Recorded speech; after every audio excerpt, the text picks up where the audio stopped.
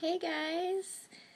So here I am, 1 week postpartum, so I thought I would finally do my labor and delivery story. It's actually pretty quick, I think, so this shouldn't take very long. Um, I'm just hunkered down here on the couch, still in my jammies, still recovering from the C-section, so um, Tom went to run some errands, so I figured I'd do some videos. So I'll do this, and I'll do his 1 week um, update also. He's a week old today. So I guess kind of all started the day before Halloween, so October 30th. I was oh, sorry, he's squeaking over there in his swing. I was just feeling kind of off, but I thought it was just, being big and sore and stuff from, just being very pregnant. I didn't think I would go into labor soon or anything like that. On the 31st, I had a doctor's appointment, which I believe I made a video and updated you guys on, if I remember correctly. I made a bunch of videos that day. I did my hospital bag video and baby's hospital bag and or diaper bag and all that stuff. But anyway, at the doctor's office, they did an ultrasound, checked to see if the fluid was low. It was at a 6, and at a 5, they do C-sections. So the doctor scheduled my C-section for November 13th, but didn't think I would get that far. So I was going to have twice weekly ultrasounds and doctor's appointments. And if at any point it was too low, I would just have a C-section. So that was the plan from there on out. I had a non-stress test. He was fine. I wasn't contracting or anything. And she checked me, and I was 50% effaced and a centimeter dilated already, and she was really surprised. His bum was really low in my pelvis, and she said that's probably why he couldn't flip, and she wouldn't try to manually turn him because he was too big, and his bum was so low in my pelvis. So we had decided we didn't want to do the external inversion, whatever it's called, anyway, but, so that was fine. So Halloween night, I just wasn't feeling that great. I was just kind of tired and sore, and so Tom gave out all the Halloween candy while I just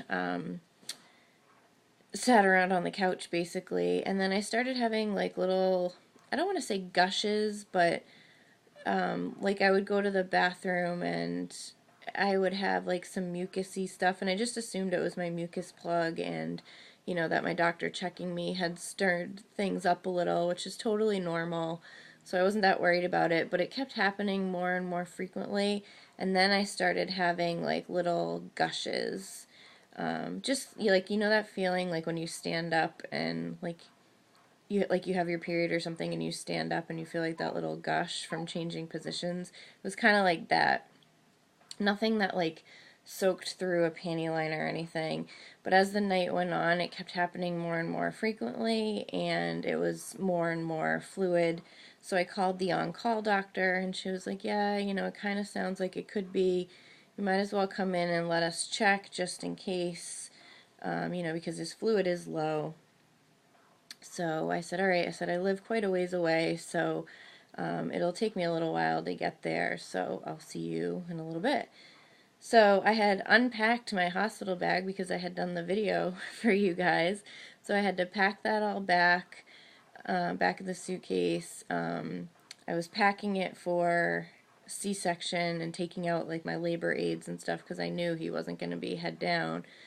Tom was asleep on the couch, and I didn't want to freak him out, so I let him sleep as long as I could. And then finally I woke him up and said, I'm pretty sure my water broke. We need to go to the hospital. And he was like, I woke him out of a dead sleep, and he was like, are you serious? And I was like, yeah. I was like, I know it seems like very cliche or something, but I was like, no, I'm definitely serious. We need to go. So at this point, I started having some mild contractions also. They weren't anything too painful, and they weren't really like that timeable or anything.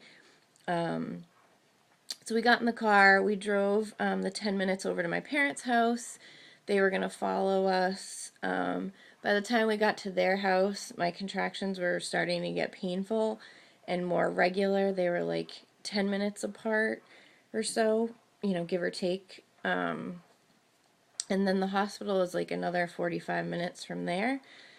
So, of course, we're driving, and the highway to get there is down to one lane for nighttime construction, and it is bumper to bumper, like truck, like 18-wheeler traffic. We were going like 20 miles per hour, and I'm starting to have more regular contractions. We were debating getting off the highway and going back roads because it was that bad.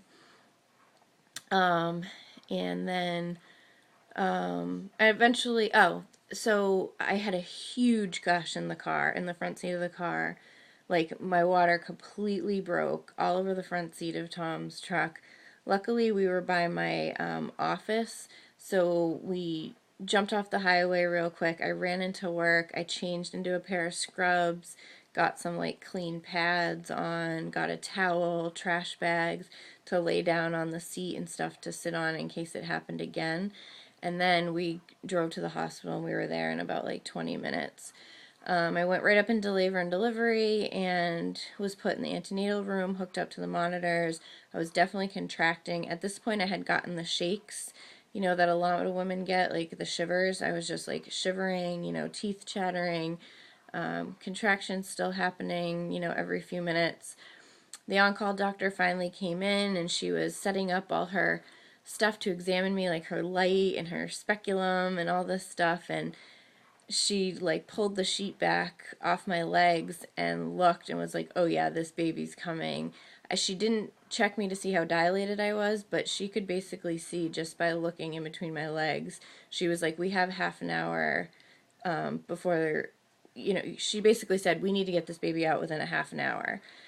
So the anesthesiologist came running in. I was signing consent forms. They were throwing scrubs at Tom and my mom. They let them both come in the operating room. It happened so fast, like taking my blood, putting my IV in. All this stuff happened so fast, and they whisked me off to the operating room. They gave me a spinal. I had told the anesthesiologist I was concerned because I've had epidurals in the past for knee surgeries, and they don't usually take on my right side. And she was like, well, this is a spinal. It might be a little bit different, but, let me know. And sure enough, I could feel everything on the right side. The doctor was pinching me, and I could feel it.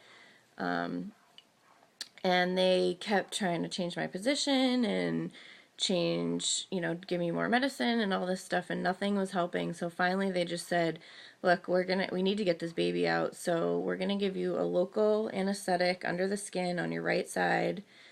As soon as the baby comes out and you hear him cry, we will knock you out temporarily to finish the procedure so you won't be in any pain. And then by the time you wake up, you will be stitched up. You can have your baby and you'll be good to go. They were just like, we need to get this baby out. So that's what they did. They gave me a local. Tom and my mom ran in.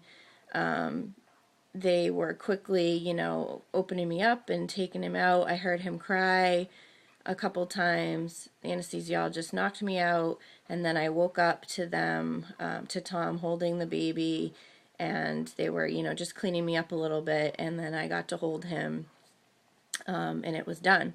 And I was in a ton of pain after. They had a really hard time managing and controlling my pain. They ended up having to give me a pain control, the pump device that I could give myself, the self-administered pain meds, because the injections of morphine were not helping. And it was all just on this right side. Just the right side was where I was having the pain. My left side was totally fine. So I don't know the reason for why that keeps happening to me, but, the anesthesiologist wasn't sure either. So he was born at 2:29 a.m. We got to the hospital, just to give you an idea, like around like maybe 1 something in the morning. So this was all very quick. He weighed 6 pounds, 14 ounces, and he's a beautiful little boy. And that is his story. So I will do his update next. Talk to you guys later.